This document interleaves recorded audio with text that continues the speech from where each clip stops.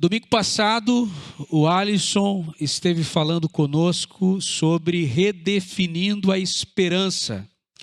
Espero que você tenha saído daqui domingo passado com seu coração cheio de esperança, porque a ideia da mensagem do Alisson domingo passado foi exatamente essa: gerar no nosso coração esperança e responder aos anseios mais profundos do nosso coração a partir dessa parábola do filho pródigo, conhecida como a parábola do filho pródigo.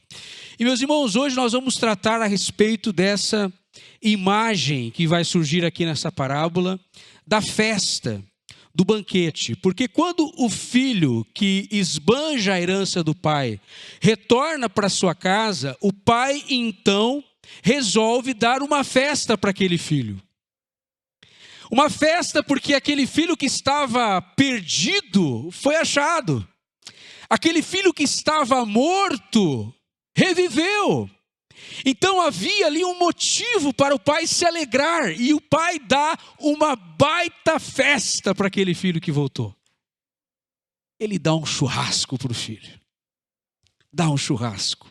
E meus irmãos, aquele irmão mais velho que estava voltando do campo depois de um dia exaustivo de trabalho, ele ouve o barulho, o som de música e de dança. Ele ouve os instrumentos, ele vê que alguma coisa diferente estava acontecendo, e estava mesmo. Havia uma festa acontecendo, havia um banquete que estava sendo servido para aquele filho que voltou. O pai estava muito alegre com o retorno do seu filho. E meus irmãos, o capítulo 14 de Lucas, nós estamos no capítulo 15. No capítulo 14, Jesus estava na casa de um fariseu, comendo à mesa de um líder religioso muito importante daquela época. E Jesus vai falar no capítulo 14 ele vai contar a parábola do grande banquete. No começo do capítulo 15, Jesus estava comendo agora não na casa de um religioso, mas ele estava comendo com pecadores e publicanos.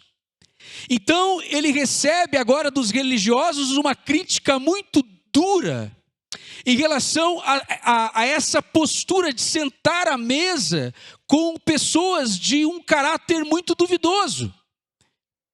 Pessoas que eram consideradas naquela época pecadoras.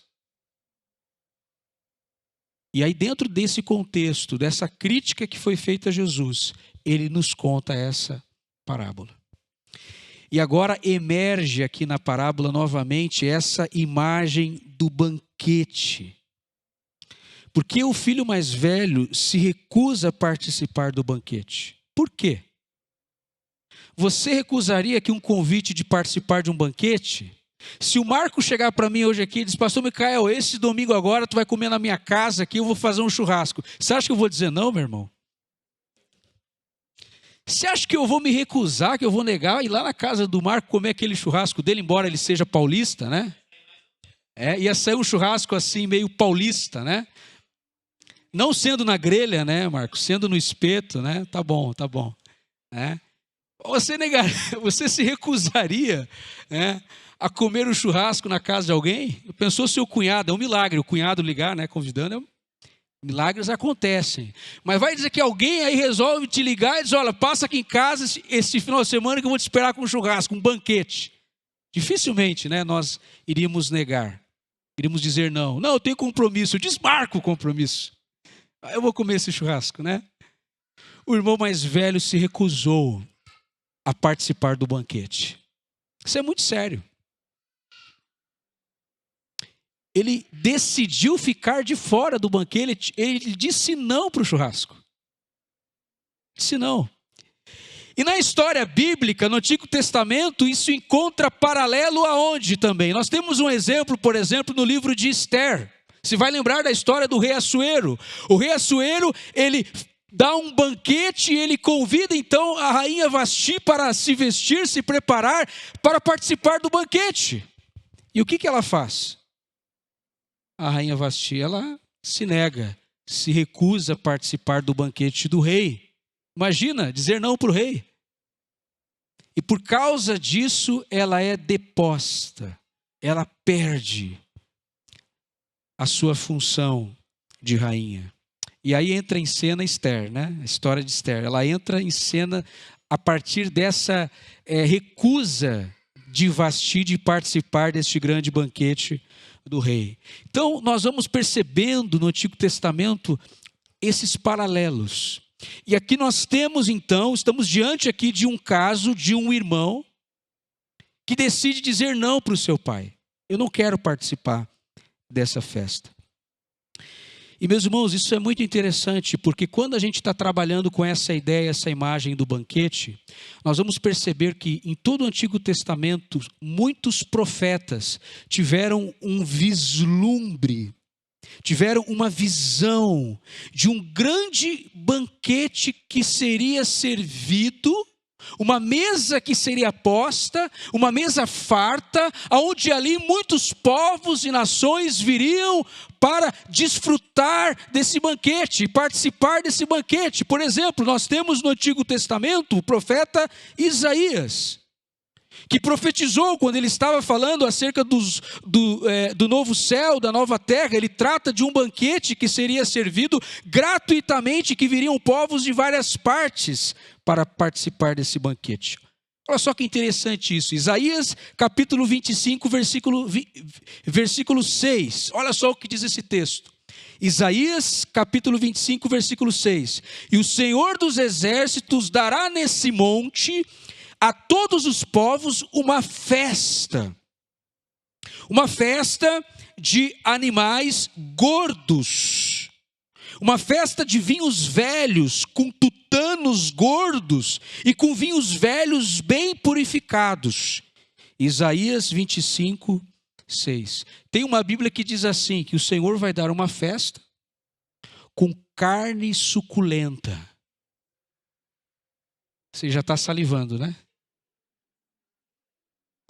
Tem coisa na Bíblia que a gente lê e dá uma fome, né?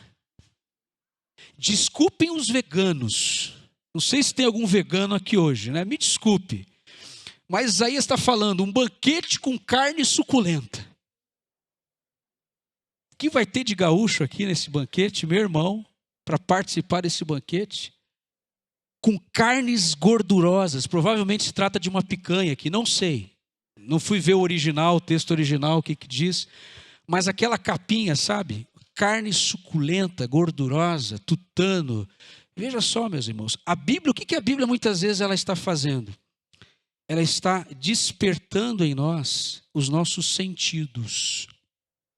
Porque quando se trata de um banquete, nós vamos percebendo isso ao longo da narrativa bíblica, que sempre está se falando, sempre está se voltando neste tema deste grande banquete que será servido. E aí Isaías fala disso, e lá no livro de Apocalipse, João também, lá no capítulo 19 de Apocalipse, não precisa abrir, mas olha só o que João diz: vi um anjo que estava de pé no sol e que clamava em alta voz: todas as aves que voavam pelo meio do céu, venham, reúnam-se para o grande banquete de Deus.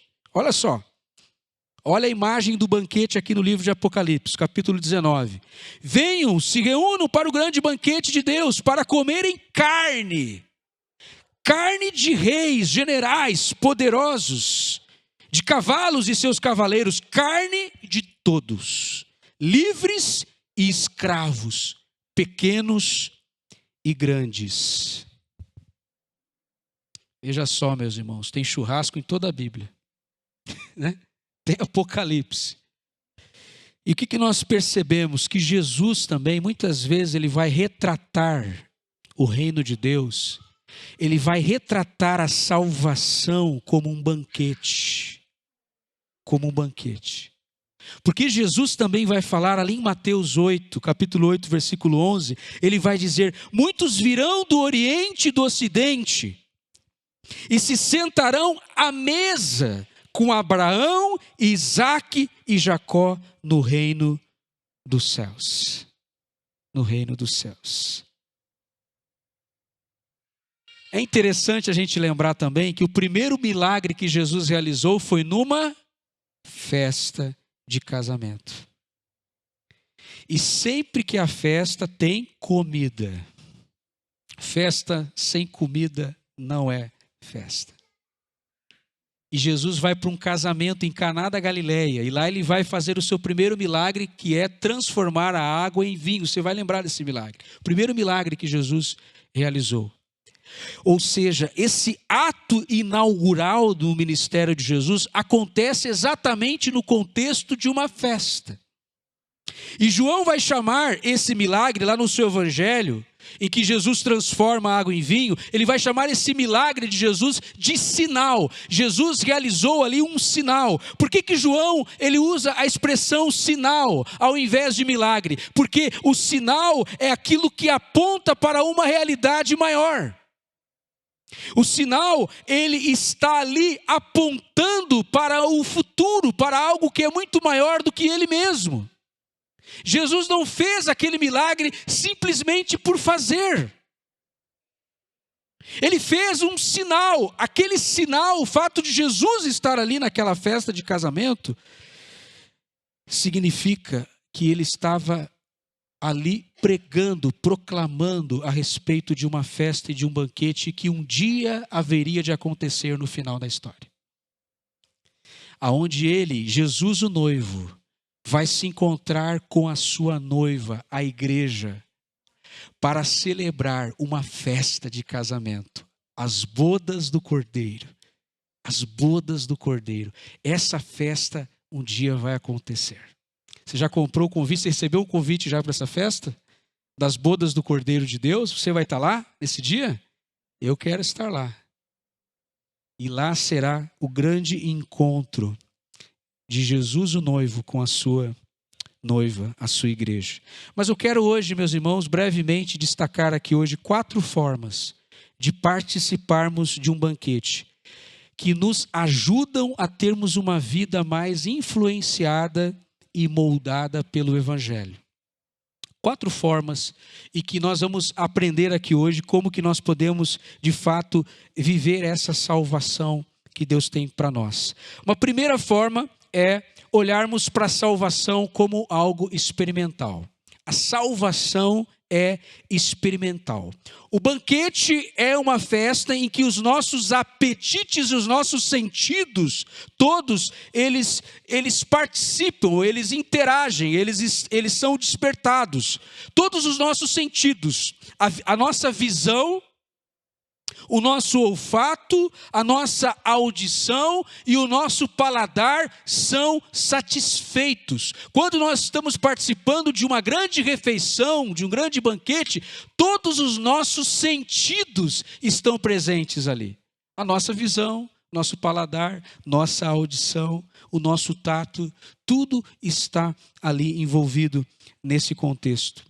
E o salmista Davi também, ele vai dizer lá no livro de Salmos, Salmo 34, versículo 8, ele vai dizer: provai e vede que o Senhor é bom.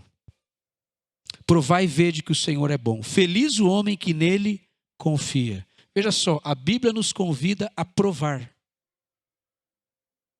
A provar que Deus é bom. O salmista não diz para nós acreditarmos que o Senhor é bom. Acredite que o Senhor é bom. Ele usa o termo provar. Provem e vejam que o Senhor é bom. Provar, meus irmãos, se trata do nosso paladar, não é? De alguma coisa que você ingere, que você prova. Você quer saber qual é o sabor. Eu quero saber qual é o sabor. O que eu faço para saber qual é o sabor de alguma coisa? Eu provo. A mesma coisa com Deus. A mesma coisa quando se trata da nossa salvação. Se trata de algo que nós estamos experimentando. Nós estamos provando, nós estamos participando disso. Provem e vejam que o Senhor é bom. Lá no livro de Jó 42, versículo 5, Jó vai mencionar também: eu te conhecia só de ouvir falar, mas agora eu te vejo com os meus próprios olhos. Jó também está aqui falando de um outro sentido, que é a visão. Antes eu te conhecia de ouvir, mas agora eu te vejo. Meus irmãos, a vida cristã não se trata apenas de entender com o nosso intelecto, mas de experimentar com o nosso coração. As coisas de Deus não se trata apenas de compreender intelectualmente, mas de viver, de experimentar lá no fundo do nosso coração essas realidades. O que é ter Jesus? O que é ser cristão? A bondade de Deus, a graça de Deus, a misericórdia de Deus, o amor de Deus pode ser algo que você experimenta, que você vive, que faz parte da sua vida. Porque há diferença entre acreditar que Deus é gracioso e experimentar de fato a graça de Deus na nossa vida. Uma frase que eu gosto muito do Jonathan Edwards. Jonathan Edwards, ele vai dizer o seguinte: a diferença entre acreditar que Deus é gracioso e experimentar a graciosidade de Deus é semelhante à diferença entre a crença racional de que o mel é doce e ter a noção exata de tamanha doçura. Uma coisa é você ouvir alguém dizer que o mel é doce. Outra coisa é você experimentar esse mel. E você mesmo chegar a essa conclusão. De fato é doce. Não é assim? Então nós podemos às vezes compreender essa realidade do reino de Deus, da graça de Deus, apenas de forma intelectual. Mas não experimentarmos isso na nossa própria vida. O professor Ademar aqui me deu um livro de presente, que eu estou devorando esse livro lá em casa. Ele até perguntou se eu estava lendo. Estou lendo, já li os primeiros capítulos do autor Henry Noel. O Henry Noel nesse livro é muito interessante porque ele vai descrever a experiência que ele tem com aquela pintura, aquele quadro do Rembrandt. Vocês lembram que eu apresentei aquele quadro pintado pelo Rembrandt do Filho Pródigo? Acho que está aqui, ó, o quadro do Rembrandt. E o Henry Noel, no seu livro A Volta do Filho Pródigo, ele vai falar da sua experiência com essa pintura, com esse quadro. Ele foi muito impactado por esse quadro, por essa pintura. E eu achei muito interessante porque no livro, Henry Noel ele vai dizer o seguinte, que existem muitos personagens naquele quadro. Está muito escuro lá atrás, você não consegue enxergar agora, mas tem vários personagens ali atrás também que estão participando daquela cena, do retorno do filho que voltou. O filho mais novo que voltou está ali sendo abraçado, acolhido pelo pai. Ali está o irmão mais velho, nós já falamos dele em pé, também com um manto vermelho, também em pé, olhando com desprezo para o seu irmão que retornou, olhando com desprezo para o seu pai. E lá atrás nós temos algumas personagens ali que estão participando também e que estão apenas observando o que está acontecendo. Estão observando, o filho mais velho está observando, lá atrás tem uma mulher, um homem sentado ali também, todos são meros observadores. E Henry Noel, ele ficou inquieto com isso. Ele disse: eu sou aquelas pessoas que estão ali observando. Eu sou um observador. Eu estou apenas assistindo o que está acontecendo. Mas eu preciso me colocar dentro daquele abraço do pai. Eu preciso ser naquela cena aquele filho que está sendo recebido, amado pelo pai e que se reconhece como filho novamente. Eu preciso ser aquele filho que está de fato experimentando o que é o amor do pai. E não aquelas pessoas que estão ao redor apenas de longe observando o que está acontecendo. E sem esboçar qualquer reação, qualquer tipo de movimento. E Henry Noel, ele percebeu que por muito tempo ele foi professor. E ele apenas estava ensinando os seus alunos acerca de coisas espirituais. Do amor de Deus, do que é confiar em Deus. Ele estava dando aula para os seus alunos, mas ele parou e começou a se questionar. Será que isso que eu estou ensinando, eu estou de fato experimentando e vivendo? Eu quero perguntar para você hoje. Você é apenas um observador? É alguém que está apenas assistindo os movimentos de Deus na história? O que Deus está fazendo, você é apenas aquela pessoa que observa, que assiste, ou você é aquela pessoa que de fato está dentro daquele abraço do Pai, experimentando e recebendo todo o amor que o Pai tem para derramar sobre nós, sobre os seus filhos? Deus não quer que você seja um mero observador da história da redenção. Ele deseja que você seja incluído nessa história, que é uma história de amor, é uma história de graça, é uma história de perdão. O Pai não quer que você fique olhando para a mesa farta. Ele quer que você participe do banquete. Que graça tem ficar olhando para uma mesa farta? Só observando como essa mesa é linda, como ela está repleta de comida, né?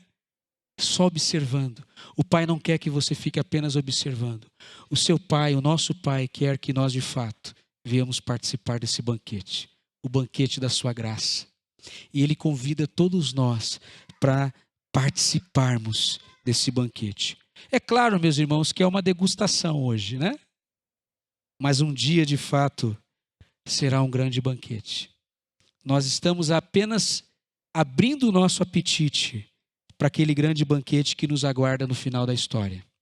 Cada experiência que você tem com Jesus é como se o seu apetite estivesse sendo aberto para esse grande banquete que vai acontecer um dia no final da história, que está lá no livro de Apocalipse, capítulo 19. Uma outra realidade, um outro aspecto também da salvação é que a salvação, além de ser experimental, ela é material. Material. O banquete que Deus deseja para os seus filhos se trata de uma salvação que é material. Por que eu estou dizendo isso? Porque Jesus veio a esse mundo e ele viveu no mundo material. Ele estava lidando com problemas reais, com dores reais, com pessoas reais, de carne e osso como eu e você, que tinham os seus dilemas, suas dores, e Jesus veio a esse mundo para lidar com essas dores, com esses problemas, que eram problemas reais. Por isso ele veio para o mundo real, para o mundo que era material, para transformar esse mundo. Por isso Jesus, quando esteve nesse mundo, ele tocou muitas pessoas, ele abraçou muitas pessoas, mas ele também foi tocado por muitas pessoas, ele também foi abraçado. Nós cristãos, às vezes herdamos uma ideia da vida cristã, de que o espiritual, né, está separado do material. Isso está muito enraizado, né, na nossa história. Isso vem de muito longe, essa ideia de que o material está separado do espiritual. Mas na verdade, meus irmãos, nós não vamos encontrar isso na palavra de Deus. Nós muitas vezes estamos separando coisas que Deus jamais separou, coisas que Deus uniu. Nós muitas vezes estamos separando. E isso é espiritual, isso é material. A gente faz isso, a gente tem essa tendência. Isso é sagrado, isso é secular. A gente vai separando isso. Coisas que Deus não separou. Deus quer que nós venhamos lidar com as questões deste mundo, da forma como elas aparecem diante de nós. Ser cristão é isso, é viver no mundo real, onde as dores são reais, as lágrimas são reais, os desafios são reais. Nós estamos lidando com questões que são reais. Vocês compreenderam isso? Amém? Não podemos separar o espiritual do material. Jesus não fez isso. Jesus não fez isso. O livro de Gênesis nos conta a história de um Deus que fez esse mundo, e quando ele olhou para a sua criação, ele chamou a sua criação de boa. Boa. Deus ama e se importa com o mundo material. Deus criou esse mundo material e ele olhou para a matéria e disse: a matéria é boa. O mundo material que eu criei é bom. É bom. Tudo que eu criei é bom. E venho na nossa bagagem, né, cultural, religiosa, que a matéria é má. A matéria é má. Só que isso não tem amparo na palavra de Deus. A matéria não é má, porque ela foi criada por Deus. Se Deus criou a matéria é boa. Ele mesmo disse: o mundo que eu criei é bom. É bom. E aí, meus irmãos, veio Karl Marx, né? E aí Karl Marx vai dizer o quê? Que a religião é o ópio do povo. Você já ouviu essa frase? A religião é o ópio do povo. O que Karl Marx quis dizer com essa frase? A religião é uma droga que anestesia as pessoas, para que elas não lidem com a realidade, com o mundo material. A religião é uma bengala, a religião é uma muleta, para as pessoas se escorarem nela, para as pessoas fugirem dos problemas reais da vida. Então elas se refugiam na religião. Elas vão procurar na religião uma fuga, um caminho de fuga da realidade. Karl Marx vai dizer isso. E de fato, meus irmãos, a religião muitas vezes se torna o ópio mesmo, quando a gente não sabe lidar com essas realidades. Mas o verdadeiro cristianismo não é um anestésico. Não nos anestesia. O verdadeiro cristianismo, quando a gente de fato tem uma experiência com Jesus, a gente não tenta fugir da realidade, a gente enfrenta a realidade, a gente lida com esse mundo como ele é. Nós não estamos querendo fugir dos problemas, nós estamos encarando os problemas, nós estamos perguntando quais são os problemas de hoje da nossa sociedade, que nós como igreja precisamos enfrentar e lidar com eles. Quais são esses problemas? E a gente vai lidar com esses problemas.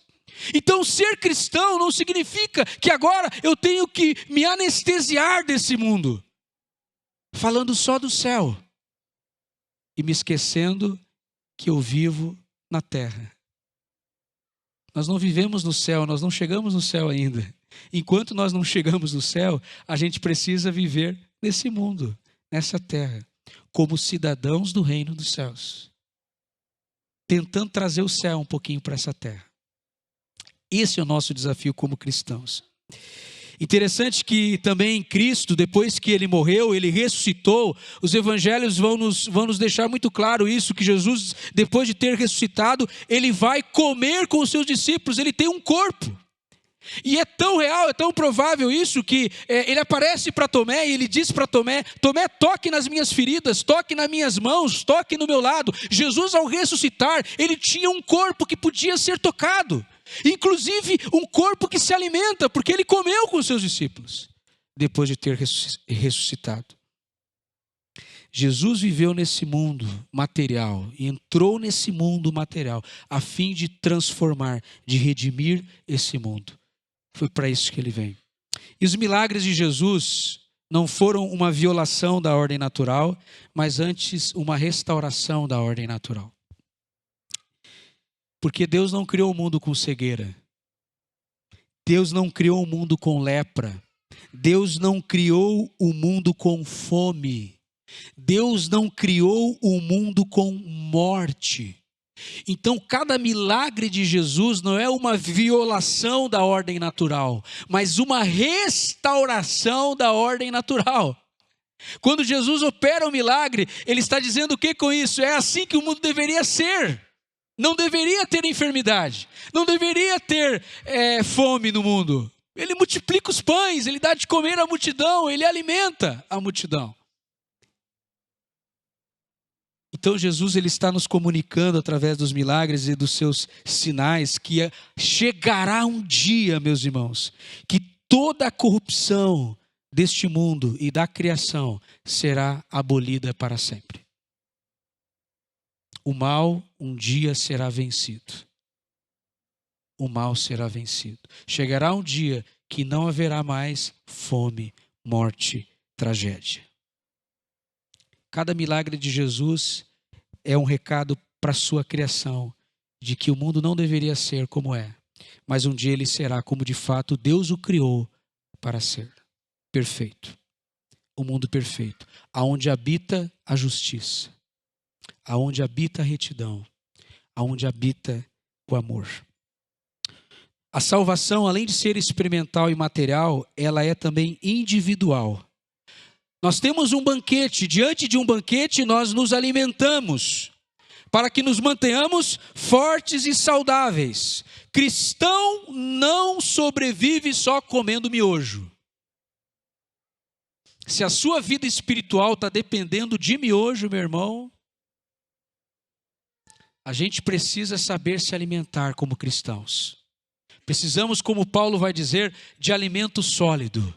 Alimento que vai nos nutrir. Nós temos que nos alimentar todos os dias da palavra de Deus, temos que nos alimentar do Evangelho, ter a nossa fé nutrida, fortalecida, para que a nossa fé se desenvolva e se torne uma fé robusta, uma fé vigorosa, saudável. E para isso você precisa aprofundar o seu relacionamento com Jesus. Você precisa saber se alimentar espiritualmente. Você precisa comer bem, comida de qualidade. Mas hoje as pessoas estão se alimentando do quê? De videozinho de internet. De pregações de internet, né? De tudo, porque a internet hoje tem de tudo. E aí você vai se alimentando dessas coisas. E muitas vezes coisas que vão te intoxicando. Que vão fazendo com que a sua fé, ao invés de se tornar uma fé robusta, saudável, se torne uma fé fraca, uma fé desidratada, uma fé deformada.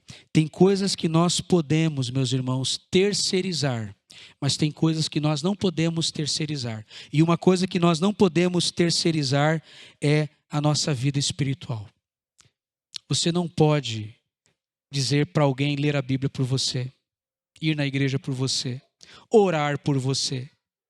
Você precisa ter uma vida de oração, de leitura da palavra. Você precisa se responsabilizar pela sua própria vida espiritual. Ninguém vai ler a sua Bíblia por você. Ninguém vai memorizar os textos bíblicos, a palavra de Deus que deve estar na nossa mente, gravada na nossa mente e no nosso coração. Ninguém vai fazer isso por você. Ninguém vai viver a vida cristã no seu lugar. Você precisa se responsabilizar pelo seu próprio crescimento na fé.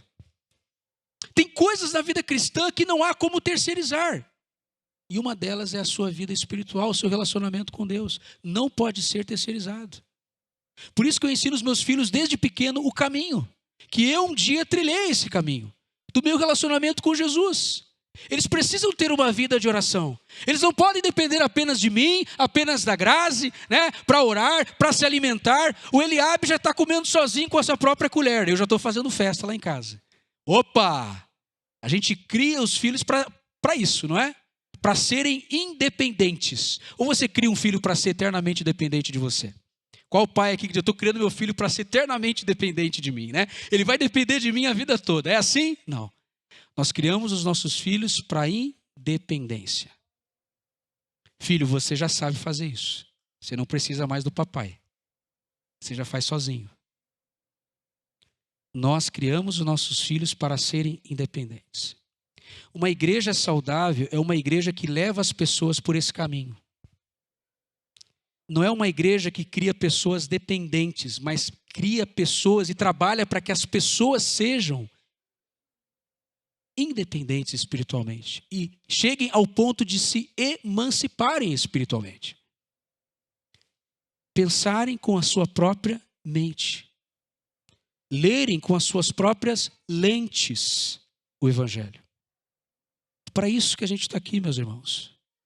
Eu estou aqui para mostrar para vocês, eu falei hoje no encontro de novos membros da nossa igreja, eu estou aqui para mostrar onde é que fica a fonte. Porque se eu não estiver ligado nessa fonte que é Jesus, eu não vou ter nada para oferecer para ninguém. Eu vou morrer espiritualmente, eu vou definhar espiritualmente. Se eu não estiver ligado nessa fonte que é Cristo, meus irmãos, eu vou morrer espiritualmente. Por isso que o meu papel aqui é levar as pessoas para essa fonte que é Jesus, porque eu dependo dessa fonte também que é Jesus. E eu preciso me alimentar dele todos os dias. O banquete é uma experiência também individual. A salvação é algo que nós vivemos também na nossa individualidade como cristãos.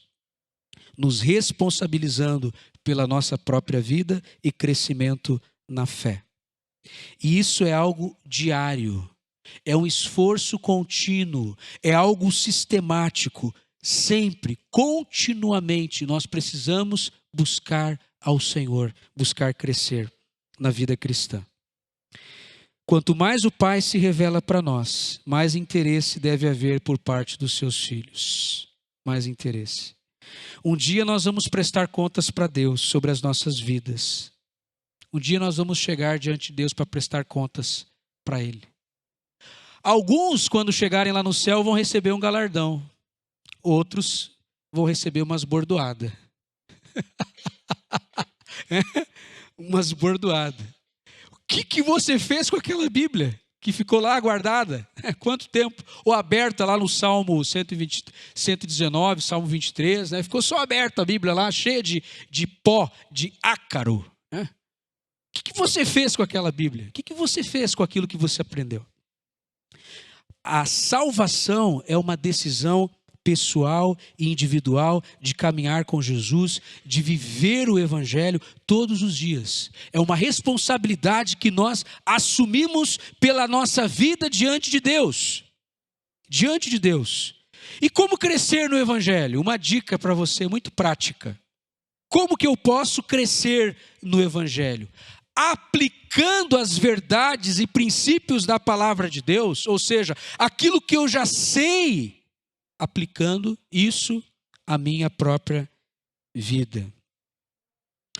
Por que eu digo isso? Porque tem muita gente que tem muita informação, mas informação não muda a vida de ninguém.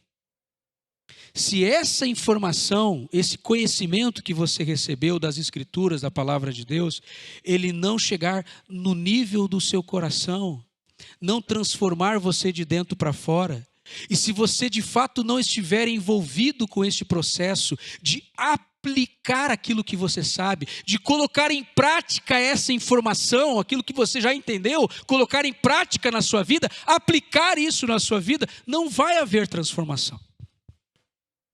A transformação não vem por meio da informação, mas no momento em que nós colocamos essa informação em prática na nossa vida.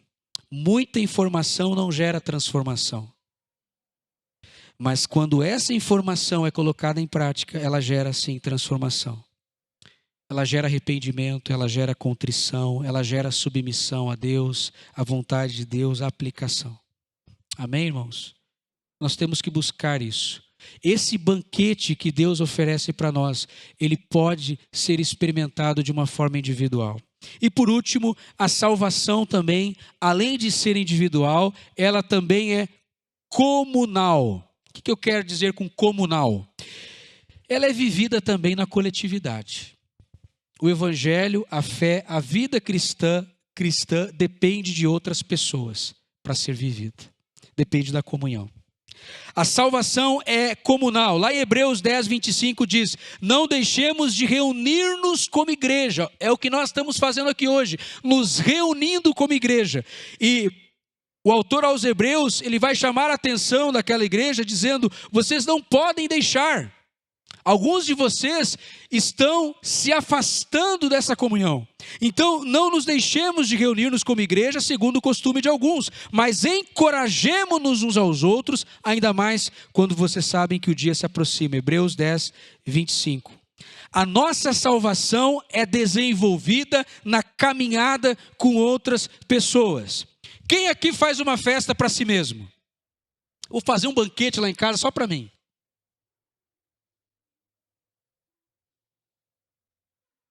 Quem é aqui que dá uma festa para si mesmo? Você sabe que está na moda hoje agora a pessoa casar com ela mesma. Não sei se você já ouviu isso. O mundo anda muito estranho. Muito estranho. Olha só, isso está acontecendo. Hein? Está acontecendo. A pessoa ela faz uma cerimônia, ela banca aquela cerimônia, ela faz um convite, convida várias pessoas para a sua festa de casamento. Aí você chega lá, ela está casando com ela mesma. Com quem você vai casar? Comigo. Contigo. É comigo, vou casar comigo mesmo. E aí ela faz uma festa de casamento, ela paga por aquela festa.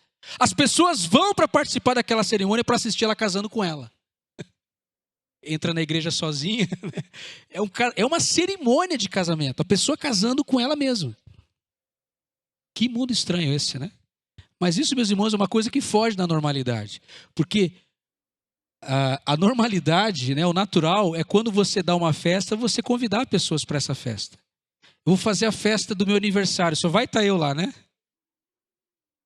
Você vai convidar quem você gosta, os seus amigos, familiares, para participar. Então, a salvação também envolve outras pessoas que estão, assim como você também, procurando crescer espiritualmente, se desenvolver espiritualmente. E este banquete que o pai dá aqui para o filho mais novo que retornou, não era só para ele, é para o filho mais velho também, tanto que o pai vai insistir com o filho mais velho. O texto diz que ele insiste com o filho mais velho para que ele entrasse na festa, para que ele participasse do banquete. Era uma festa onde havia muitas pessoas, porque o filho mais velho, ele escuta o barulho, o som de muita gente batendo palma, dançando, de danças, instrumentos. O pai dá uma baita festa. Mas o filho mais velho não quer participar. É da essência do evangelho, é da natureza do evangelho ser comunal. Atualmente é muito comum ouvir que eu posso ser cristão e viver uma espiritualidade sem necessariamente estar ligado a uma igreja, sem necessariamente estar ligado a uma instituição, sem necessariamente estar ligado a um grupo de pessoas. Isso é reflexo do individualismo dos nossos dias. Eu posso ser cristão sem a igreja.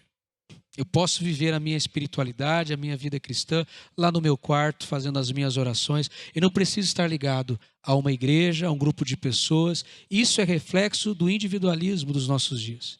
É o espírito da nossa época que diz que nós podemos ser cristãos sem precisarmos de outras pessoas, sem caminharmos com ninguém, sozinhos. Isso é uma contradição de termos, viu? Porque ser cristão envolve nos relacionarmos com outras pessoas. Eu não conheço hoje nenhum cristão que tenha feito um serviço relevante na sociedade. Existem muitos cristãos na história da igreja que fizeram coisas relevantes no mundo, que impactaram o mundo, que realizaram obras grandiosas. A história está repleta desses exemplos de pessoas cristãs que fizeram a diferença no mundo e na sociedade, mas eu não conheço nenhuma dessas pessoas, nenhuma delas, eu ouço falar que elas não estivessem ligadas a um grupo de pessoas que também estavam procurando viver de forma genuína o Evangelho. Todas essas pessoas das quais eu ouço falar, que fizeram algo importante no mundo, pertenciam a uma igreja. Estavam dentro de um grupo de pessoas que estavam ali com o mesmo propósito e interesse de servir a Deus. Meus irmãos, isso é interessante para que nós venhamos refletir hoje, que é da essência do Evangelho estarmos conectados uns aos outros, por meio de relacionamentos verdadeiros, sinceros.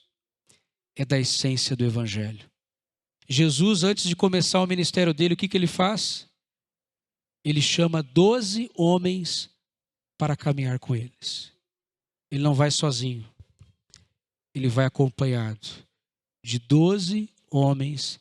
É claro que haviam mais outras pessoas, que Jesus também tinha uma ligação afetiva, ele tinha amigos, ele tinha outras pessoas que também o acompanhavam, o seguiam, mas esse grupo de 12 era o grupo que ele passou mais tempo. O próprio Jesus nos mostra que a caminhada cristã não pode ser feita de forma isolada, de forma solitária. John Piper diz que viver uma vida cristã fora da comunhão de uma igreja é não viver a vida cristã. É não viver a vida cristã. Nós precisamos experimentar esse banquete que Jesus nos oferece hoje. E os benefícios da sua obra na cruz. Eu convido você a experimentar hoje as bênçãos de Deus de uma forma mais real na sua vida. De uma forma mais íntima, de uma forma mais pessoal. Nada acontece na nossa vida sem que o nosso coração seja profundamente tocado por aquilo que nós já sabemos, por aquilo que nós já sabemos, mas talvez ainda não estejamos vivendo. Então Deus me convida hoje, a mim, me convida você hoje também a vivermos essa nova realidade da graça salvadora de Deus, que veio até nós, que se revelou a nós por meio de Cristo Jesus. Essa graça salvadora, ela já se manifestou a nós. E agora nós precisamos experimentar dessa graça de forma íntima, de uma forma mais profunda, de uma forma real nas nossas vidas. Não basta saber que o mel é doce, nós precisamos experimentar. Não basta só entender a salvação, a mecânica da salvação, como que a salvação acontece, mas é importante viver essa salvação a cada dia. Então eu convido você a participar desse banquete que o Pai nos oferece hoje aqui. Talvez seja uma degustação, mas que esteja apontando para aquele grande banquete que um dia nós vamos participar lá no reino de Deus, quando o reino de Deus for de fato consumado na história. Você quer participar desse banquete que Deus tem para você? Deus tem uma mesa posta diante de nós. Tem muitas pessoas que estão experimentando tudo que o mundo tem para oferecer. Os prazeres do mundo, as alegrias do mundo, as experiências do mundo, experimentando tudo que o mundo tem para oferecer, e porque é só isso que elas conhecem. Mas talvez Deus tenha colocado diante de você uma mesa para que você experimente daquilo que Ele tem para você, do banquete que Ele tem para você. E Deus tem um banquete para cada um de nós aqui hoje. Amém? Vamos participar disso. Vamos comer dessa mesa que o Senhor tem nos oferecido. E Ele nos convida a participar dessa mesa. Isso é tão real na nossa experiência que Jesus ele chega a dizer, olha, eu vou deixar para vocês uma refeição. Sabe qual é essa refeição? A ceia. Todo mês a gente tem a ceia aqui, né? Que é uma refeição. Para que vocês lembrem de mim. Para que vocês lembrem de mim. Eu vou deixar uma mesa para vocês lembrarem de mim. Uma refeição, a ceia. Essa imagem sempre vai estar presente na palavra de Deus. E nós sempre precisamos nos voltar para essa imagem todos os dias. Amém? Para lembrar que nós precisamos de Jesus todos os dias, sempre. Vamos nos colocar de pé. Eu quero cantar uma canção aqui.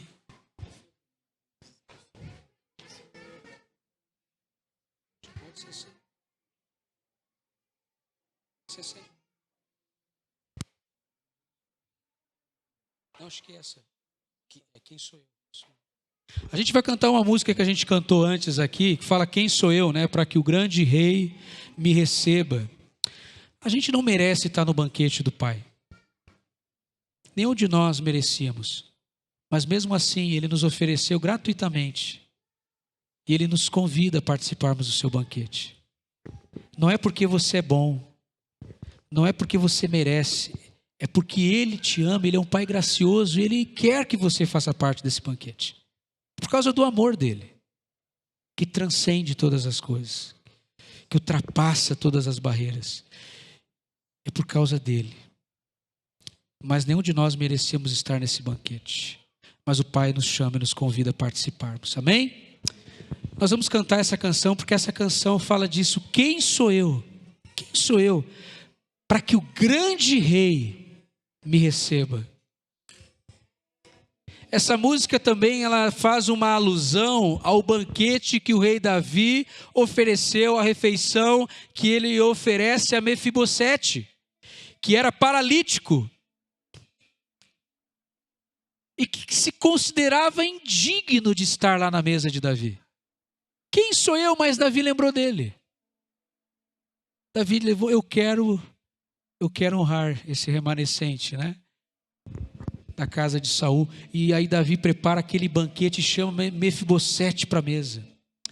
Essa música faz uma alusão a essa experiência daquele homem que não se achava digno de estar na mesa, mas Davi o chamou. Amém? Nós vamos fazer isso, vamos celebrar a graça de Deus nessa noite. Vamos celebrar o fato de que Deus está aqui e nos chama a participarmos do seu banquete. Um Deus que insiste conosco, um Deus que não quer nos deixar de fora dessa festa. Porque aonde Jesus está, há garantia de que a festa vai continuar.